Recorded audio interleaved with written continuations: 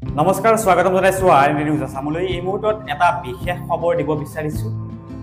ৰাজ্যত কিছুদিন ধৰি চকুৰালি চৰ্চা আৰু চকুৰালিৰ বিশেষকৈ ছ'চিয়েল মিডিয়া বিশেষকৈ সেন্সেশন হিচাপে বৰ্তমান সময়ত আছে। আৰু চকুৰালি ৰাজনীতিৰ পথাৰত যদিও ফ্লপ মাৰিলে, কিন্তু এবাৰ ব্যৱসায়িক দিশটোত তেওঁ কিছু উন্নত দেখিবলৈ পোৱা গৈছে।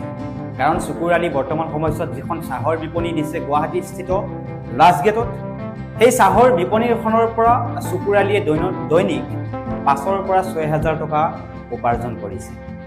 চকুৰালিৰ একো নাই, চকুৰালিৰ থাকিবলৈ ঘৰো নাই, চকুৰালিৰ সা সম্পত্তি নাই। সেইবাবেই ৰাজনীতিৰ পথাৰখনত দৌৰি দৌৰি ভাগৰি পৰিছে চকুৰালি। কাৰোৰ পৰা এটকাও হাত নপতা এগৰাকী চকুৰালি এইবাৰ চাহৰ বিপণী দিছে, চাহৰ দোকান আৰম্ভ কৰিছে। তেওঁ উল্লেখ কৰিছে বিভিন্ন সংবাদ মাধ্যমত যে দেশৰ যিগৰাকী প্ৰধানমন্ত্ৰী তেওঁ এদিন চাহৰ লগত জড়িত আছিল। সেইবাবে তেওঁ চাহৰ বিপণীৰ সৈতে জড়িত হৈও তাৰ সমান্তৰালভাৱে আজি তেওঁৰ ৰাজনীতি সেয়াও আগবঢ়াই লৈ যাব বুলি উল্লেখ কৰিছে।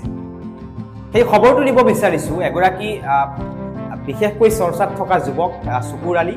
আৰু সেই চকুৰালি বৰ্তমান সময়ত ছ'চিয়েল মিডিয়া সেন্সেশন হিচাপে আছে। আৰু ৰাজনীতিৰ পাছত এইবাৰ ব্যৱসায়িক দিশত চকুৰালি যথেষ্ট সক্ৰিয় দেখিবলৈ পোৱা গৈছে। কিছুদিন পূৰ্বে এটা অস্থায়ী দোকান দিছিল আৰু তাৰ পাছত এতিয়া চকুৰালি স্থায়ী ঠিকনা হৈছে। স্থায়ী ঠিকনাত মাহে 20,000 টকা দি এটা ৰুম লৈছে চকুৰালিয়ে, আৰু তাৰ পাছত তেওঁৰ নিজৰ ব্যৱসায় আৰম্ভ কৰিছে। এবাৰ অন্য এক ৰূপত চকুৰালিক দেখিবলৈ পোৱা গৈছে। এবাৰ চাহৰ দোকান দি চৰ্চাত চকুৰালি। প্ৰায় 10 দিন পূৰ্বে গুৱাহাটীৰ লাষ্টগেটত চকুৰালি আৰম্ভ কৰিছিল এখন দোকান। চাহ মিঠাই পকৰি খাবলৈ গ্ৰাহকৰ ভিৰ লাগিছে চকুৰালিৰ দোকানত। দৈনিক 5,000 পৰা 6,000 টকাৰ খাদ্য সামগ্ৰী বিক্ৰী কৰিছে চকুৰালিয়ে।